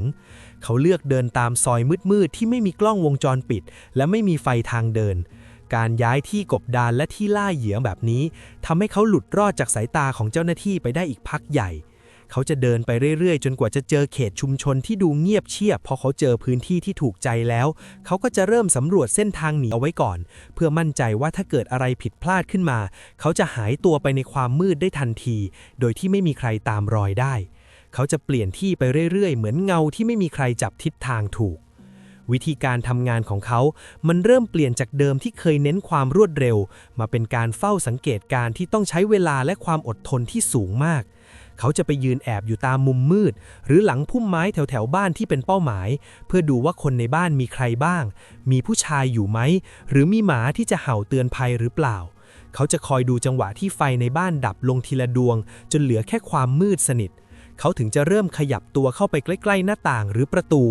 บางครั้งเขาก็จะลองเดินวนรอบๆบ้านหลายๆรอบเพื่อฟังเสียงข้างในให้แน่ใจว่าทุกคนหลับลึกจริงๆและการได้เห็นเหยื่อที่กำลังหลับไหลโดยไม่รู้ตัวว่าเขากำลังยืนมองอยู่ข้างนอกมันทำให้เขารู้สึกตื่นเต้นอย่างบอกไม่ถูกที่สามารถเข้าถึงตัวคนอื่นได้ง่ายๆแบบนี้แต่ชีวิตของฆาตกรแบบเขามันก็ไม่ได้ราบรื่นไปซะทุกคืนบางวันเขาเดินหาเหยื่อตั้งแต่หัวค่ำจนเกือบเช้าแต่กลับไม่เจอใครที่สบโอกาสเลยหรือบางทีเขากำลังจะลงมืออยู่แล้วแต่ดันมีคนเดินผ่านมาพอดีจังหวะแบบนี้แหละที่ทำให้จองนำกยูรู้สึกหงุดหงิดจนแทบควบคุมตัวเองไม่ได้เขาจะเริ่มมีอาการกระวนกระวายแล้วก็เริ่มเดินไปมาอย่างบ้าคลั่งความโกรธมันพุ่งขึ้นมาจนเขาอยากจะทำลายข้าวของแถวนั้นทิ้งเขาบอกว่าความรู้สึกมันเหมือนกับคนที่หิวจัดๆแล้วไม่ได้กินอะไรเลยมันปวดร้าวไปทั้งตัวจนต้องหาที่ระบายถ้าคืนไหนเขาหาเหยื่อไม่ได้จริงๆเขาจะกลับไปที่พักด้วยความแค้นแล้วก็นั่งวางแผนสำหรับคืนต่อไปด้วยอารมณ์ที่รุนแรงกว่าเดิมเขาเสพติดเรื่องพวกนี้ไปแล้วถ้าไม่ได้ลงมือเขาก็จะรู้สึกเหมือนตัวเองกำลังจะขาดใจตายสิ่งที่ทำให้เขารอดมาได้นานขนาดนี้คือการที่เขาเริ่มศึกษาการทำงานของตำรวจอย่างจริงจังเขาจะซื้อหนังสือพิมพ์มาอ่านทุกฉบับที่มีข่าวเกี่ยวกับคดีของเขาแล้วก็นั่งดูข่าวในโทรทัศน์อย่างละเอียดเพื่อดูว่าตำรวจเก็บหลักฐานอะไรไปบ้างพอเขารู้ว่าตำรวจเริ่มใช้วิธีตรวจรอยรองเท้าเขาก็จะเปลี่ยนรองเท้าบ่อยๆหรือไม่ก็จงใจใส่รองเท้าที่ขนาดไม่พอดีกับเท้าตัวเองเพื่อหลอกทิศทางการเดินเขาเริ่มระวังเรื่องลายนิ้วมือมากขึ้นและพยายามไม่ทิ้งอะไรไว้ในที่เกิดเหตุเลยแม้แต่ชิ้นเดียวเขาถึงขั้นศึกษาว่ากล้องวงจรปิดรุ่นใหม่ๆมีมุมมองกว้างแค่ไหน เพื่อที่เขาจะได้เดินหลบมุมกล้องเหล่านั้นได้ถูกจองนำกะยูเริ่มรู้สึกสนุกกับการได้เล่นเกมไล่จับกับตำรวจเขาคิดว่าตัวเองฉลาดกว่าพวกสืบสวนและการที่เขายังลอยนวลอยู่ได้มันก็ยิ่งทำให้เขาฮึกเหิมและกล้าที่จะลงมือในที่ที่เสี่ยงมากขึ้นไปอีกพอก้าวเข้าสู่ปี 2005 จำนวนเหยื่อที่ถูกทำร้ายและถูกฆ่าตายเริ่มพุ่งสูงขึ้นอย่างรวดเร็วข่าวการฆาตกรรมต่อเนื่องเริ่มกลายเป็นประเด็นใหญ่ที่คนทั้งประเทศพูดถึงกันทุกวันชาวบ้านในแถบชานเมืองโซพากันหวาดกลัวจนไม่มีใครกล้าออกจากบ้านหลังตะวันตกดินร้านค้าปิดเร็วขึ้นและมีการติดตั้งเหล็กดัดหรือกล้องวงจรปิดเพิ่มขึ้นแทบทุกบ้านตำรวจต้องระดมกำลังเจ้าหน้าที่จำนวนมหาศาลเพื่อออกตรวจตราแต่พวกเขาก็ยังจับตัวคนร้ายไม่ได้สักทีเพราะจองนำกะยูไม่มีแบบแผนที่แน่นอนเขาเปลี่ยนที่ไปเรื่อยๆจนเหมือนเป็นวิญญาณที่คอยหลอกหลอนผู้คนจองนำกะยูชอบมองดูความวุ่นวายที่เขาเป็นคนสร้างขึ้นมันยิ่งทำให้เขารู้สึกว่าเขานี่แหละคือเจ้าของพื้นที่ที่แท้จริงจองนำกะยูเริ่มขยับขยายวิธีการทำงานของเขาให้มันซับซ้อนขึ้นไปอีกขั้นเพราะเขารู้ดีว่าแค่ฆ่าแล้วเดินหนีออกมามันยังไม่ปลอดภัยพอเขาเริ่มกังวลเรื่องร่องรอยที่อาจจะหลงเหลืออยู่ไม่ว่าจะเป็นเส้นผมหยดเลือดหรือแม้แต่กลิ่นตัวที่อาจจะติดอยู่ตามซอกมุมของบ้านเหยื่อเขาเลยตัดสินใจว่าไฟคือทางออกที่ดีที่สุดเขาเริ่มพกไฟแช็กติดกระเป๋าไว้เป็นอุปกรณ์หลักพอๆกับมีดสั้นที่เขาใช้ประจำทุกครั้งที่เขาลงมือเสร็จเขาจะเริ่มมองหาของที่เป็นเชื้อเพลิงได้ง่ายๆในบ้านหลังนั้นเขาไม่ได้แค่จุดไฟเผาเพื่อความสะใจในตอนแรกแต่มันเป็นความคิดที่เยือกเย็นว่าถ้าไม่มีบ้านเหลืออยู่ตำรวจก็จะไม่เหลือหลักฐานอะไรไปตรวจต่อได้เลยเขาค่อยๆเรียนรู้วิธีการเลือกจุดที่ไฟจะลามได้เร็วที่สุดอย่างพวกกองผ้าห่มหนาๆหรือผ้าม่านผืนใหญ่ที่แขวนอยู่ใกล้หน้าต่างเขาจะรอจนกว่าจะแน่ใจว่าไฟจะลุกไหม้ก่อนจะถอยออกมาจากที่นั่นอย่างเงียบเชียบที่สุดในบ้านหลังหนึ่งที่เขาเพิ่งจะจัดการเหยื่อไปแล้วเขาไม่ได้รีบร้อนหนีแต่เขาปรับเดินสำรวจห้องครัวอย่างใจเย็นเขาหาขวดน้ำมันทำอาหารหรือสารไวไฟอะไรก็ได้ที่มีติดบ้านไว้แล้วเอามาเทราดลงบนตัวเหยื่อและกองเฟอร์นิเจอร์รอบๆบ้านเขาใช้มือที่สวมถุงมือหยิบจับทุกอย่างระมัดระวังเขาจัดแจงวางเชื้อไฟให้เป็นทางยาวเพื่อเชื่อมต่อไปยังถังแก๊สหรือจุดที่คิดว่าจะเกิดการระเบิดได้แรงที่สุดพอเขาจุดไฟแช็กขึ้นมาเขาดูมันค่อยๆลามไปตามรอยน้ำมันที่เขาเทไว้ทีละนิดเขาก็จะค่อยๆเปิดประตูออกมาเหมือนไม่มีอะไรเกิดขึ้นแล้วรีบเดินออกมาตามซอยมืดๆทันทีการได้เห็นไฟลุกท่วมบ้านมันทำให้เขารู้สึกตื่นเต้นจนหัวใจเต้นแรงขึ้นมาอีกแบบมันเป็นความรู้สึกที่ต่างจากการใช้มีดแทงเหยื่อแต่มันคือความสะใจที่เห็นทุกอย่างที่ขวางหน้าถูกทำลายและการวางเพลิงกลายเป็นส่วนหนึ่งของวิธีการที่ขาดไม่ได้สำหรับเขาไปแล้วทางฝั่งเจ้าหน้าที่ตำรวจเริ่มปวดหัวหนักกว่าเดิมเพราะคดีฆ่าต่อเนื่องที่พวกเขากำลังตามอยู่นั้นมันเริ่มจะเปลี่ยนรูปแบบไปจากเดิมที่เป็นเรื่องทำร้ายร่างกายในที่ลับตาคนตอนนี้กลับกลายเป็นการวางเพลิงซ้อนเข้ามาด้วยในตอนแรกทีมสืบสวนนึกว่ามันเป็นคดีแยกกันแต่พอเจ้าหน้าที่ชันสูตรตรวจดูศพที่รอดพ้นจากการถูกไฟเผามาได้บ้างพวกเขาก็เจอแผลถูกแทงที่เหมือนกับคดีก่อนหน้าตำรวจเริ่มรวบรวมแฟ้มคดีวางเพลิงในละแวกตะวันตกของโซมาวิเคราะห์ใหม่หมดพวกเขาเริ่มเห็นรูปแบบการลงมือที่ชัดเจนขึ้นคือคนร้ายจะลงมือในคืนที่มีฝนตกเพื่ออำพรางเสียงและร่องรอยแต่จะใช้ไฟเป็นตัวปิดฉากเพื่อทำลาย DNA เจ้าหน้าที่พยายามหาพยานที่เห็นเหตุการณ์ช่วงก่อนไฟไหม้แต่ก็แทบไม่มีใครเห็นอะไรเลยเพราะจองนำกะยูเลือกบ้านที่อยู่ลึกเข้าไปในซอยหรือบ้านที่ดูเงียบที่สุดเสมอทำให้การตามหาตัวเขายากขึ้นไปอีกหลายเท่าเหตุผลสำคัญที่ทำให้เขาไม่เคยทิ้งรอยนิ้วมือไว้เลยก็คือความละเอียดจนเกือบจะเป็นโรคย้ำคิดย้ำทำจองนำกะยูจะใส่ถุงมือผ้าสีขาวตลอดเวลาที่เขาอยู่นอกบ้านไม่ว่าอากาศจะร้อนหรือหนาวแค่ไหนเขาก็ไม่ยอมถอดนอกจากเรื่องถุงมือแล้วเขายังใส่ใจเรื่องรอยเท้ามากเขาจะเลือกใส่รองเท้ากีฬาที่พื้นเรียบและหาซื้อได้ตามร้านค้าทั่วไปเพื่อไม่ให้ตำรวจเอาไปแกะรอยได้ว่ามาจากร้านไหนเป็นพิเศษทุกก้าวที่เขาเดินในบ้านเหยื่อเขาจะพยายามลงน้ำหนักให้เบาที่สุดและเดินบนพื้นผิวที่แข็งเพื่อไม่ให้เกิดร่องรอยที่ชัดเจนความรอบคอบระดับนี้มันทำให้เขารู้สึกว่าตัวเองคือผู้ชนะ เขาคิดเสมอว่าตราบใดที่เขาไม่พลาดเรื่องเล็กน้อยพวกนี้ตำรวจก็จะเป็นได้แค่พวกที่เดินตามหลังเงาของเขาเท่านั้นช่วงต้นปี 2006 จองนำกายูยังคงใช้ชีวิตเพื่อออกเดินวนเวียนอยู่ในย่านที่พักอาศัยแถวเขตคูโรและยองดึงโพเหมือนเดิมเขาเลือกพื้นที่ที่เป็นย่านคนยากคนจนเป็นหลักเพราะเขารู้ดีว่าแถวนี้ไม่มีกล้องวงจรปิดคอยส่องดูเขาเลยแม้แต่ตัวเดียวทุกคืนเขาจะจัดเตรียมอาวุธและถุงมือให้พร้อมก่อนจะออกจากบ้านไปเดินสุ่มดูตามบ้านคนเขาไม่ได้มีเป้าหมายที่เจาะจงไว้ล่วงหน้าแต่เขาจะคอยสังเกตดูว่าบ้านไหนที่เจ้าของบ้านลืมล็อกประตูหรือมีหน้าต่างที่พอจะปีนเข้าไปได้โดยไม่ส่งเสียงดังเกินไปเขารู้สึกว่าย่านพวกนี้แหละคือที่เล่นสนุกของเขาเพราะชาวบ้านแถวนี้ส่วนใหญ่ทำงานหนักจนดึกดื่นและพอมืดค่ำพวกเขาก็มักจะล้าจนไม่ได้ระวังตัวเรื่องความปลอดภัยมากนักคืนวันที่ 18 มกราคม ปี 2006 จองนำกับยูแอบปีนเข้าไปในบ้านหลังหนึ่งแถวย่านการีบองดงซึ่งในบ้านนั้นมีพี่น้องผู้หญิง2 คนกำลังนอนหลับอยู่บนเตียงจองนำกับยูบุกเข้าไปหาเหยื่อถึงในห้องนอนแบบที่พวกเธอไม่ทันได้ตั้งตัวแม้แต่นิดเดียว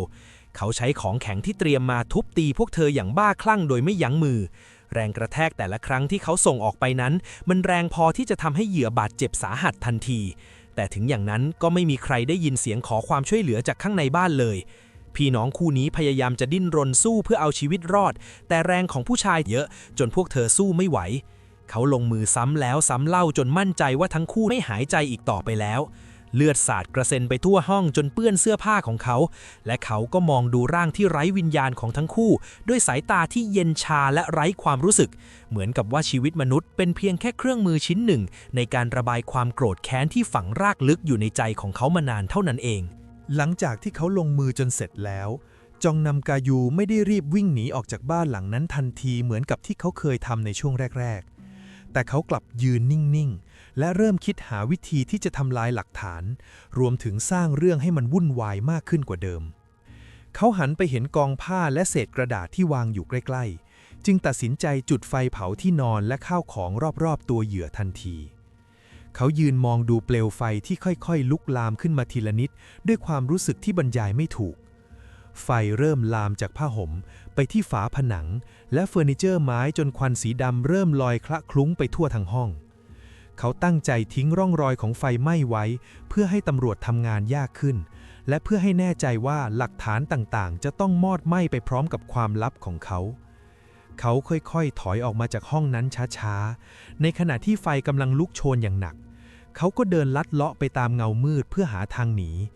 และครั้งนี้เขาก็รู้สึกพอใจและสะใจมากที่เห็นผลงานชิ้นล่าสุดของตัวเองกำลังมอดไหม้ไปต่อหน้าต่อตาโดยไม่มีใครเข้ามาขวางเขาไว้ได้เลยเขาเริ่มทำสำเร็จมาหลายครั้งติดกันจนทำให้จองนำกายูเริ่มเกิดความย่ามใจและกล้าทำอะไรที่มันเสี่ยงมากขึ้นกว่าเดิมเยอะมากบางครั้งหลังจากที่เขาก่อเหตุเสร็จและเดินหนีออกมาแล้วเขาก็ไม่ได้หนีไปไกลแต่กลับเลือกที่จะวนเวียนกลับมาดูที่เกิดเหตุในตอนที่ตำรวจและนักข่าวแห่กันมาที่นั่น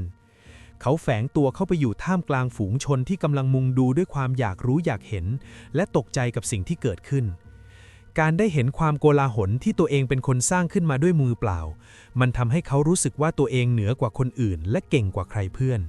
เขาสนุกมากที่เห็นตำรวจควานหาตัวเขาไม่เจอทั้งที่บางครั้งเขาอาจจะยืนต่อแถวอยู่ข้างหลังเจ้าหน้าที่พวกนั้นเลยก็ได้ความหวาดกลัวที่เขาเคยมีในช่วงแรกที่เริ่มฆ่าคนมันหายไปหมดสิ้นแล้วเหลือไว้เพียงแค่ความภูมิใจในความชั่วร้ายของตัวเองที่ไม่มีใครหน้าไหนสามารถมองเห็นได้ในช่วงเวลานั้นจองนำกายูรู้สึกมั่นใจในตัวเองมากจนถึงขั้นหลงผิดไปว่าคงไม่มีใครในโลกนี้จะสามารถหยุดยั้งเขาได้อีกต่อไปแล้วเขาเชื่อมั่นสุดตัวว่าแผนการที่เขาวางมาอย่างรอบคอบและการเลือกเหยื่อในที่ที่คนไม่ค่อยสนใจจะทำให้เขาเป็นอิสระและลอยนวลได้ตลอดไป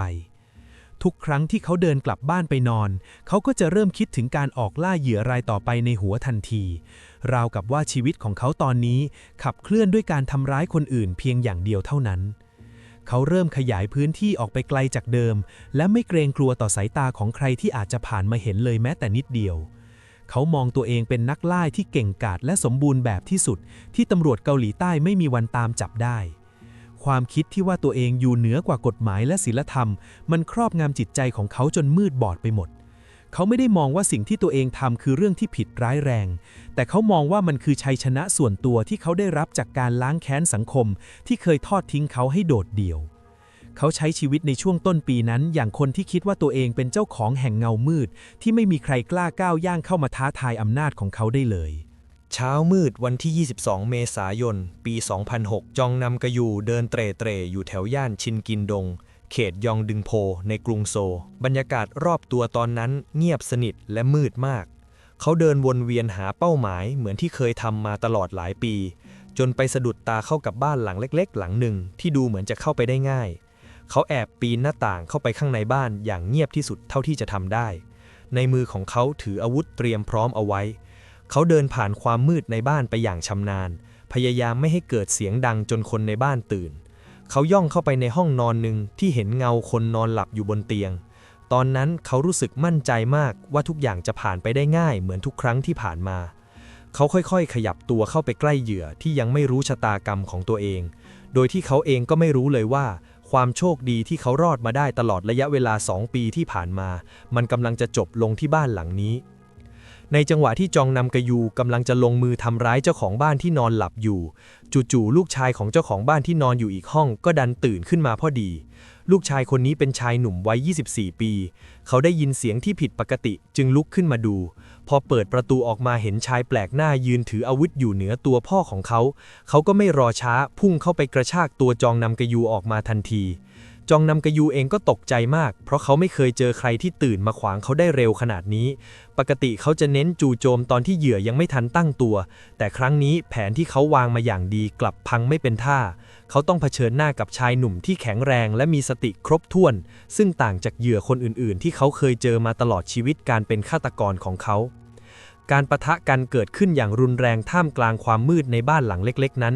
จองนำกะยูพยายามสู้กลับเพื่อจะเอาตัวรอด เขาใช้แรงทั้งหมดที่มีเหวี่ยงอาวุธและผลักชายหนุ่มออกไป เสียงเข้าของตกกระจายและเสียงกระแทกพื้นดังลั่นไปทั่วบ้านทำให้คนอื่นๆในบ้านเริ่มตื่น จองนำกะยูเริ่มรู้ตัวแล้วว่าเขากำลังเสียเปรียบ และถ้าขืนอยู่ต่อนานกว่านี้เขาถูกจับได้แน่ๆ เขาจึงพยายามหาทางหนี เขาอาศัยช่วงที่สู้กันรีบวิ่งกระโจนออกทางประตูบ้านไปเขาทิ้งความคิดที่จะฆ่าใครในคืนนั้นไปจนหมดสิ้น ตอนนั้นในหัวเขามีแต่ความกลัวที่ว่าจะถูกจับได้ เขาซอยเท้าวิ่งหนีออกไปที่ถนนหวังจะมุดหายไปในความมืดของตรอกซอกซอยเหมือนที่เขาเคยทำสำเร็จมานับครั้งไม่ถ้วน แต่ครั้งนี้มันไม่เหมือนเดิม พ่อและลูกชายที่เขาเพิ่งจะพยายามทำร้ายไม่ได้ปล่อยให้เขาหนีไปง่ายๆ ทันทีที่จองนำกะยูวิ่งออกไปทั้งคู่ก็วิ่งไล่ตามออกมาติดๆ พวกเขาตะโกนขอความช่วยเหลือดังสนั่นไปทั่วท้องถนนที่เงียบสงบ จองนำกะยูพยายามวิ่งเลี้ยวเข้าซอยนั้นออกซอยนี้ด้วยความเร็ว ปกติเขาเป็นคนที่ฟิตร่างกายด้วยการวิ่งขึ้นเขาอยู่เป็นประจำทำให้เขาวิ่งอึดกว่าคนทั่วไปมาก แต่ด้วยความที่ตกใจและลนลานทำให้จังหวะการวิ่งของเขาดูไม่มั่นคงเหมือนเดิม ในขณะที่พ่อลูกคู่นั้นก็พยายามตามไม่ยอมปล่อย พวกเขาวิ่งไล่กวดตามหลังจองนำกะยูไปชนิดที่หายใจรดต้นคอ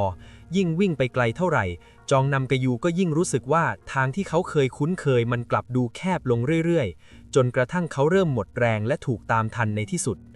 พ่อและลูกชายสามารถพุ่งเข้าไปตะครุบตัวจองนำกะยูเอาไว้ได้บนถนนสายหนึ่ง พวกเขากดตัวฆาตกรต่อเนื่องคนนี้ลงกับพื้นถนน จองนำกะยูพยายามดิ้นรนขัดขืนสุดชีวิตเพื่อจะให้หลุดแต่ก็สู้แรงของชาย2 คนไม่ไหว ไม่นานนักชาวบ้านในละแวกนั้นที่ตื่นขึ้นมาเพราะเสียงเอะอะก็โทรศัพท์แจ้งตำรวจ รถสายตรวจวิ่งมาถึงที่เกิดเหตุในเวลาไม่กี่นาทีต่อมา ตำรวจลงจากรถมาเห็นภาพชาย2 คนกำลังคุมตัวชายวัยกลางคนที่ดูท่าทางสูบผอมและมอมแมมอยู่บนพื้น พวกเจ้าหน้าที่เข้าไปใส่กุญแจมือจองนำกะยูและพาตัวขึ้นรถไปทันที โดยที่เขานั่งนิ่งเงียบไม่ยอมพูดจาอะไรออกมาเลยสักคำเดียว แม้แต่ตอนที่ถูกคุมตัวขึ้นรถเขาก็ยังแสดงท่าทีที่ดูเหมือนจะยังไม่ยอมรับความพ่ายแพ้ในคืนนั้น เมื่อไปถึงสถานีตำรวจชินกิวดง ตำรวจเจ้าของคดีเริ่มจดรายละเอียดและสอบปากคำเบื้องต้น ในตอนนั้นตำรวจทุกคนคิดว่านี่เป็นแค่คดีพยายามลักทรัพย์ธรรมดา พวกเขาดูจากสภาพของจองนำกายูแล้ว ก็เห็นแค่โจรคนหนึ่งที่ดูไม่มีพิษสงอะไรมากไปกว่าการแอบเข้าบ้านคนอื่นเพื่อหาเงินไปใช้วันต่อวัน พวกเขาไม่ได้ฉุกใจคิดเลยว่าชายที่นั่งตัวสั่นอยู่ตรงหน้าคือฆาตกรที่พรากชีวิตไปมากมายและทำให้คนทั้งโซต้องขวัญผวามานานกว่า2 ปีตำรวจถามชื่อและประวัติพื้นฐานของเขาตามขั้นตอนปกติ โดยที่ยังไม่มีใครรู้ว่าสิ่งที่กำลังจะถูกขุดคุ้ยต่อจากนี้จะกลายเป็นข่าวที่ช็อกคนทั้งประเทศและความจริงที่ซ่อนอยู่ในรอยยิ้มประหลาดของเขากำลังจะถูกเปิดเผยออกมาในเวลาเพียงไม่นานหลังจากนี้ตำรวจเตรียมใจเอาไว้แล้วว่าการรีดเอาความจริงจากปากคนร้ายแบบนี้น่าจะกินเวลานานและเหนื่อยแน่ๆแต่ทุกอย่างกลับผิดคาดไปหมดพอเขานั่งลงบนเก้าอี้สอบสวนเขากลับเริ่มเล่าเรื่องราวต่างๆออกมาเองแบบง่ายๆโดยที่ตำรวจยังไม่ทันได้กดดันอะไรเลยเขาไล่เรียงเหตุการณ์ที่เขาไปก่อเหตุในที่ต่างๆทั่วกรุงโซลเขาพยักหน้ายอมรับคดีนั้นคดีนี้แบบหน้าตาเฉยไม่มีความตื่นตระหนกหรือพยายามจะปฏิเสธเพื่อเอาตัวรอดเลยแม้แต่นิดเดียวท่าทางที่เขานั่งพิงพนักเก้าอี้แบบสบายๆแล้วค่อยๆปล่อยคำสารภาพออกมาทีละคดีทำให้ตำรวจที่นั่งฟังอยู่ถึงกับรู้สึกอึ้งและแปลกใจมากเพราะแทบไม่เคยเห็นอาชญากรคนไหนจะยอมเปิดปากพูดทุกอย่างออกมาได้คล่องแคล่วและดูภูมิใจในสิ่งที่ตัวเองทำลงไปได้ขนาดนี้สิ่งที่น่าตกใจยิ่งกว่าคำสารภาพคือทัศนคติของเขาที่มีต่อความตายที่เขาเป็นคนหยิบยื่นให้คนอื่นจองนำกายูบอกกับตำรวจด้วยความหงุดหงิดว่าเขารู้สึกเสียดายมากที่โดนจับได้เร็วเกินไปเขาเล่าว่าตัวเองตั้งเป้าหมายเอาไว้ในใจแล้วว่าจะต้องฆ่าคนให้ได้ครบตามจำนวนที่เขากำหนดไว้แต่พอมาพลาดท่าโดนรวบตัวได้ในครั้งนี้แผนการทั้งหมดที่เขาวางไว้เลยต้องพังทลายลงสิ่งเดียวที่รบกวนจิตใจเขาอยู่ตอนนั้นคือความรู้สึกผิดหวังที่ตัวเองทำงานไม่สำเร็จตามเป้าหมายเขาพูดเหมือนกับว่าการฆ่าคนเป็นงานอดิเรกหรืองานประจำที่เขาอยากจะทำให้ได้ยอดตามที่ตั้งไว้และการที่ตำรวจมาหยุดเขาไว้ได้แบบนี้มันเป็นเรื่องที่น่ารำคาญใจสำหรับเขามากที่สุดในระหว่างที่เล่ารายละเอียดการฆ่าแต่ละครั้งจองนำกายูดูจะมีความสุขเป็นพิเศษเวลาที่ต้องลงลึกถึงขั้นตอนที่เขาลงมือเขาจำได้แม่นยำมากว่าบ้านหลังไหนเขางัดเข้าไปทางไหนเขาใช้มีดเล่มไหนแทงเหยื่อตรงจุดไหนบ้างและเหยื่อแต่ละคนมีปฏิกิริยายังไงก่อนที่จะหมดลมหายใจไปเขาเล่าเรื่องพวกนี้ไปพร้อมกับรอยยิ้มมุมปากและดวงตาที่เป็นประกายเหมือนกำลังนึกถึงความทรงจำที่แสนประทับใจตำรวจสังเกตเห็นว่า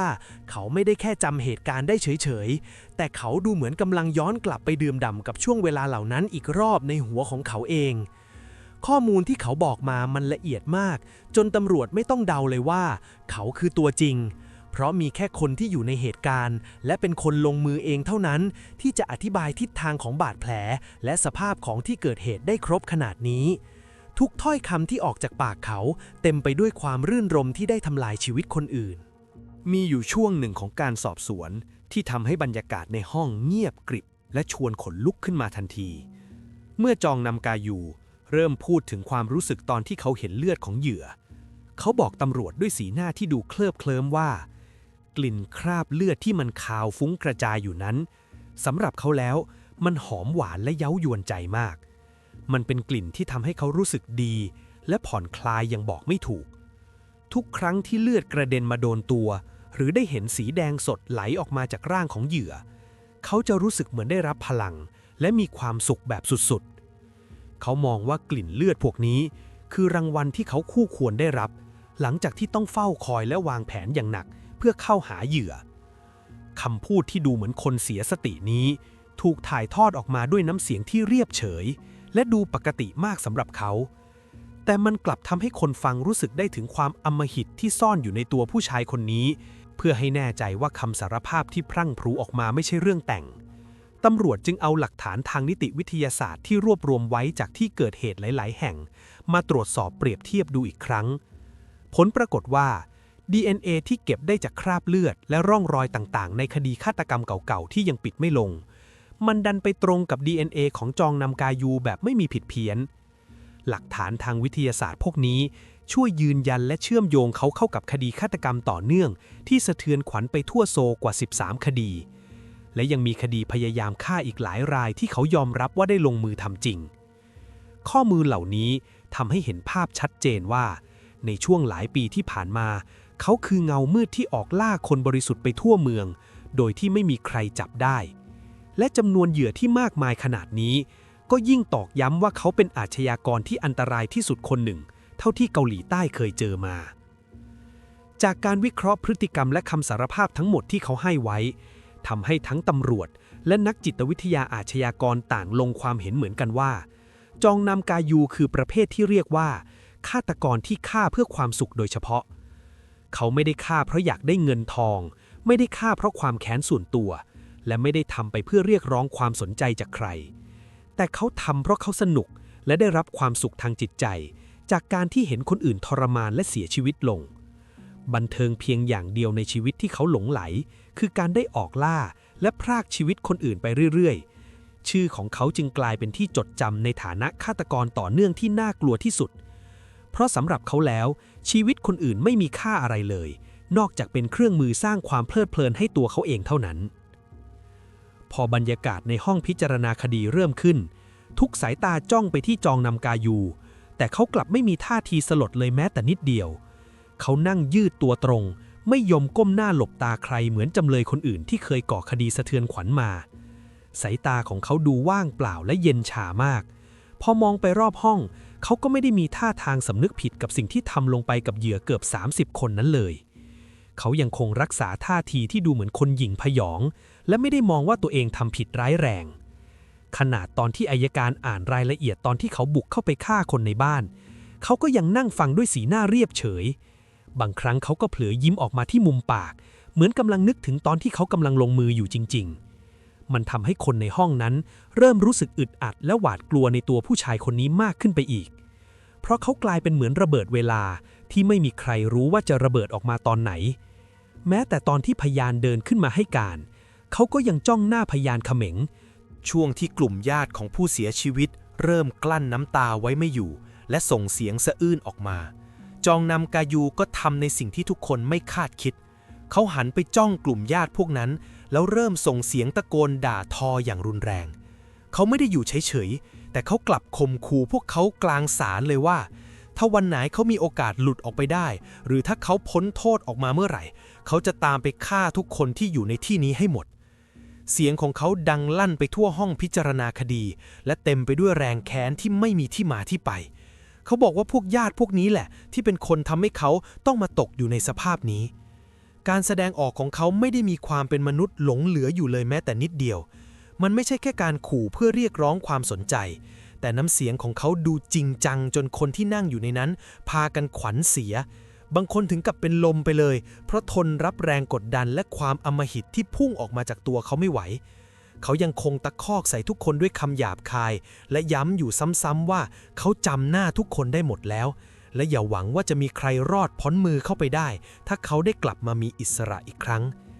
พออารมณ์เขาพุ่งพล่านถึงขีดสุดจองนำกายูก็พยายามจะกระโจนข้ามโต๊ะพิจารณาคดีเพื่อเข้าไปทำร้ายคนในห้องนั้นจริงๆเขาออกแรงดิ้นรนอย่างหนักจนโซ่ตรวนที่เท้าและข้อมือส่งเสียงดังกระแทกพื้นไปหมดเจ้าหน้าที่ราชทัณฑ์หลายคนต้องรีบกรูเข้าไปชาร์จตัวเขาไว้ทันทีเพื่อไม่ให้เขาทำอันตรายใครได้บรรยากาศในศาลวุ่นวายและโกลาหลมากเจ้าหน้าที่ต้องใช้กำลังอย่างมากเพื่อกดเขาลงกับพื้นและคุมตัวเขากลับไปที่นั่งเดิมแต่เขาก็ไม่ยอมแพ้เขายังคงถีบขาและพยายามจะสะบัดตัวให้หลุดอย่างบ้าคลั่งความแรงของเขาทำเอาเจ้าหน้าที่หลายคนแทบเอาไม่อยู่จนศาลต้องสั่งให้เพิ่มกำลังเจ้าหน้าที่คอยคุมตัวเขาไว้อย่างแน่นหนากว่าเดิมตลอดเวลาที่อยู่ในศาลการกระทำของเขาพิสูจน์ให้เห็นว่าเขาไม่ได้เกรงกลัวต่อกฎหมายหรืออำนาจอะไรเลยเขามองว่าศาลเป็นแค่ที่หนึ่งที่ให้เขาได้แสดงความบ้าออกมาเท่านั้นยิ่งเห็นคนตกใจเขาก็ยิ่งดูเหมือนจะสะใจมากขึ้นไปอีกเจ้าหน้าที่ต้องยืนประกบเขาในระยะประชิดชนิดที่ว่าแทบจะไม่ปล่อยให้เขาขยับตัวได้เลยระหว่างพิจารณาคดีมีจังหวะหนึ่งที่ศาลเปิดโอกาสให้เขาได้พูดจองนำกายูก็พูดประโยคที่ทำให้ทุกคนที่ได้ยินถึงกับตัวสั่นไปตามๆกันเขาบอกกับศาลตรงๆด้วยน้ำเสียงนิ่งๆว่าสิ่งที่เขาเสียใจที่สุดในตอนนี้ไม่ใช่เรื่องที่เขาไปฆ่าใครมามากมายขนาดนั้น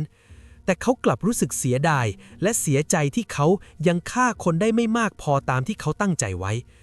เขาบ่นออกมาว่าถ้าเขาไม่ถูกจับได้ซะก่อนเขาก็คงจะทำยอดคนตายให้พุ่งสูงกว่านี้ไปแล้วคำพูดนี้มันหลุดออกมาจากปากของฆาตกรที่ไม่มีจิตสำนึกเลยแม้แต่นิดเดียวเขาไม่ได้คิดถึงความทุกข์ของเหยื่อหรือครอบครัวที่ต้องสูญเสียคนรักไปเลย เขาสนใจแค่ว่าความอยากฆ่าของเขามันยังไม่ได้รับการตอบสนองจนถึงจุดที่เขาพอใจเขายังบ่นถึงความล้มเหลวในบางคดีที่เขาฆ่าไม่สำเร็จและบอกว่านั่นคือสิ่งที่กวนใจเขามากกว่าเรื่องความผิดทางกฎหมายเสียอีกทุกคำพูดที่หลุดออกมามันสะท้อนให้เห็นว่าในหัวของเขามีแต่เรื่องการฆ่าและการทำลายล้างเท่านั้นและความรู้สึกผิดชอบชั่วดีของเขามันพังทลายไปจนกู้กลับคืนมาไม่ได้อีกแล้วในที่สุดเมื่อมาถึงช่วงเวลาสำคัญในการตัดสินคดีในปี 2007 ศาลเกาหลีใต้พิจารณาจากหลักฐานและคำสารภาพที่ชัดเจนทั้งหมดแล้วจึงมีคำพิพากษาให้ประหารชีวิตจองนำกายูจากคดีฆ่าคนหลายคดีที่เขายอมรับและมีการยืนยันตัวตนเหยื่อได้อย่างแน่นอนแล้วทั้งหมด 13 รายและความพยายามฆ่าอีกหลายรายแม้ว่าในตอนนั้นประเทศเกาหลีใต้จะไม่ได้มีการประหารชีวิตจริงมานานหลายปีแล้วแต่ศาลก็มองว่าสิ่งที่เขาทำมันโหดเหี้ยมและเป็นภัยต่อสังคมอย่างรุนแรงจนไม่สามารถจะลดหย่อนโทษให้ได้การตัดสินครั้งนี้ทำให้คนที่เฝ้าติดตามข่าวพากันโล่งอกไปตามๆกันที่ฆาตกรที่อันตรายที่สุดคนหนึ่งจะไม่มีวันได้กลับออกมาเดินปนผู้คนทั่วไปอีกแล้วจองนำกายูฟังคำพิพากษาประหารชีวิตด้วยท่าทีสงบนิ่งอย่างน่าประหลาดใจเขาไม่ได้ดูตกใจหรือหวาดกลัวความตายที่กำลังจะมาถึงเหมือนเขาจะรู้ตัวอยู่แล้วว่าจุดจบของเขามันต้องลงเอยแบบนี้และเขาก็ยอมรับมันในฐานะที่เป็นบทสรุปของเกมการล่าที่เขาเป็นคนเริ่มขึ้นมาเองอย่างเต็มใจโดยไม่สนว่าโลกจะจดจำเขาในฐานะปีศาจไปตลอดกาล จองนำกายูถูกย้ายไปคุมขังอยู่ในห้องขังเดี่ยวเพื่อรอวันประหารชีวิตที่ไม่มีใครรู้ว่าจะมาถึงเมื่อไหร่เขาใช้เวลาแต่ละวันอยู่ท่ามกลางกำแพงสี่เหลี่ยมสีซีดที่จำกัดพื้นที่การเดินเพียงไม่กี่ก้าวกิจวัตรประจำวันของเขามีเพียงการนั่งมองลูกกรงและฟังเสียงฝีเท้าของผู้คุมที่เดินผ่านหน้าห้องเป็นพักๆในช่วงเวลานี้เองที่ความคิดของเขาเริ่มหมกมุ่นอยู่กับความทรงจำเก่าๆเขาไม่ได้รู้สึกผิดหรือเสียใจกับสิ่งที่ทำลงไปเลยแม้แต่น้อยแต่เขากลับนั่งนึกถึงใบหน้าของเหยื่อและเสียงร้องขอชีวิตที่เขาเคยได้ยินบ่อยๆความกดดันในเรือนจำไม่ได้ทำให้เขาสำนึกแต่กลับทำให้เขารู้สึกเหมือนถูกพรากสิ่งที่เขารักที่สุดไป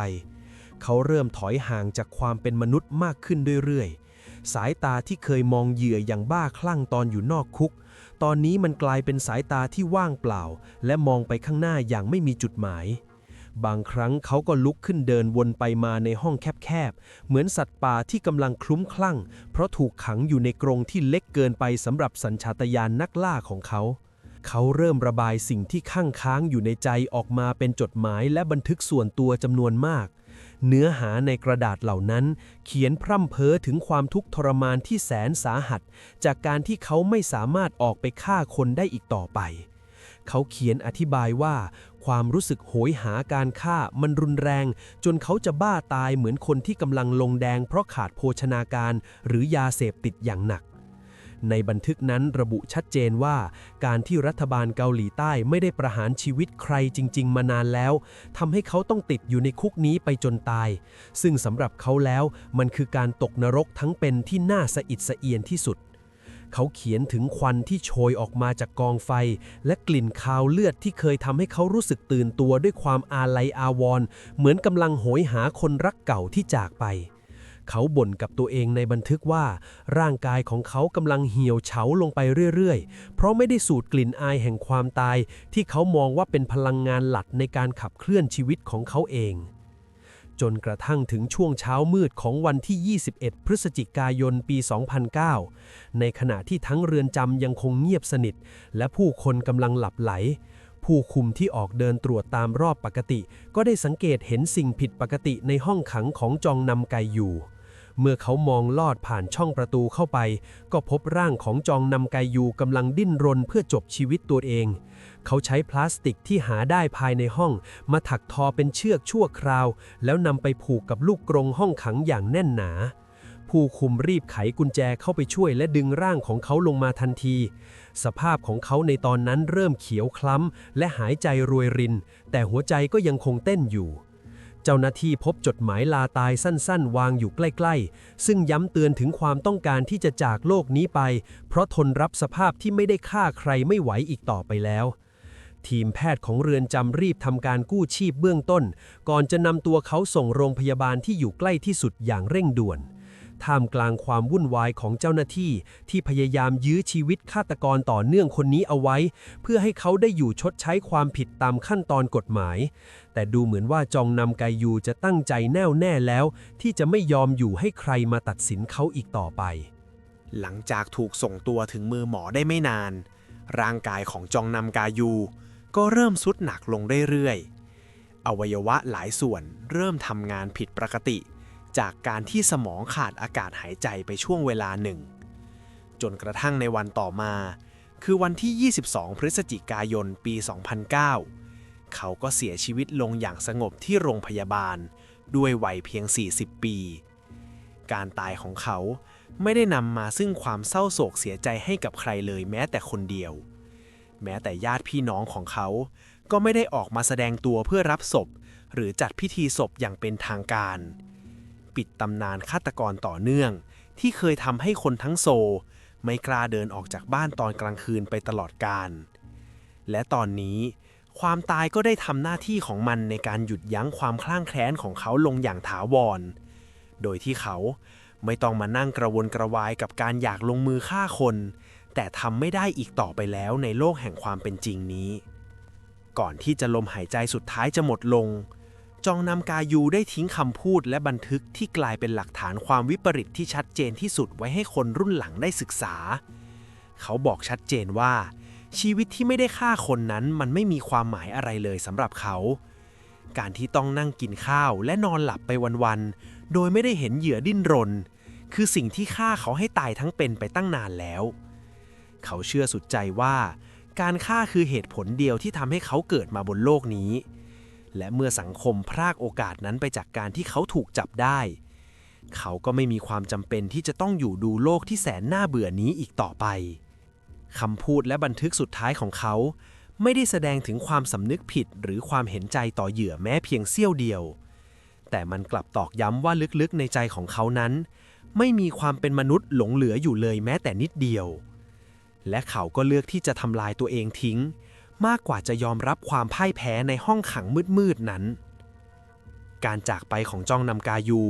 ถือเป็นการปิดฉากคดีฆาตกรรมต่อเนื่องที่สยดสยองและซับซ้อนที่สุดคดีหนึ่งในประวัติศาสตร์อาชญากรรมของเกาหลีใต้แม้ตัวเขาจะไม่ได้อยู่บนโลกนี้แล้วแต่ร่องรอยความเจ็บปวดที่เขาทิ้งไว้ให้กับครอบครัวของผู้เสียชีวิตหลายสิบรายยังคงเป็นแผลเป็นที่ไม่มีวันหายสนิทผู้เชี่ยวชาญด้านจิตวิทยาอาชญากรยังคงนำเรื่องราวและรูปแบบพฤติกรรมของเขามาศึกษาอย่างละเอียดเพื่อหาทางรับมือและป้องกันไม่ให้เกิดฆาตกรที่มีจิตใจบิดเบี้ยวแบบนี้ขึ้นมาอีกในอนาคตเพราะจองนำกายูได้พิสูจน์ให้โลกเห็นแล้วว่าบางครั้งปีศาจก็ไม่ได้มีรูปร่างที่น่ากลัวเสมอไปแต่มันอาจซ่อนอยู่ในคราบของชายที่ดูธรรมดาที่เดินผ่านเราไปบนถนนหรืออาศัยอยู่ห้องข้างๆเรานี่เองเรื่องราวของเขาจบลงที่หลุมศพที่ไร้ชื่อและไม่มีใครอยากจดจำเหลือทิ้งไว้เพียงบทเรียนราคาแพงเกี่ยวกับความปลอดภัยและความเลวร้ายของมนุษย์ที่ทำทุกอย่างเพียงเพื่อตอบสนองตัณหาความรุนแรงของตัวเองจนถึงวินาทีสุดท้ายของชีวิตเป็นคดีที่แสดงให้เห็นถึงความดำมืดของจิตใจมนุษย์จริงๆว่าคนคนหนึ่งสามารถเลือกที่จะยอมจบชีวิตตัวเองดีกว่าอดที่จะได้ฆ่าคนอื่นถ้าใครชอบเรื่องราวคดีแบบนี้อย่าลืมกดไลค์กดแชร์กดติดตามและกดกระดิ่งแจ้งเตือนช่องย้อนรอยข่าวดังไว้ด้วยนะครับเพื่อที่จะได้ไม่พลาดคดีต่อไปสำหรับวันนี้สวัสดีครับ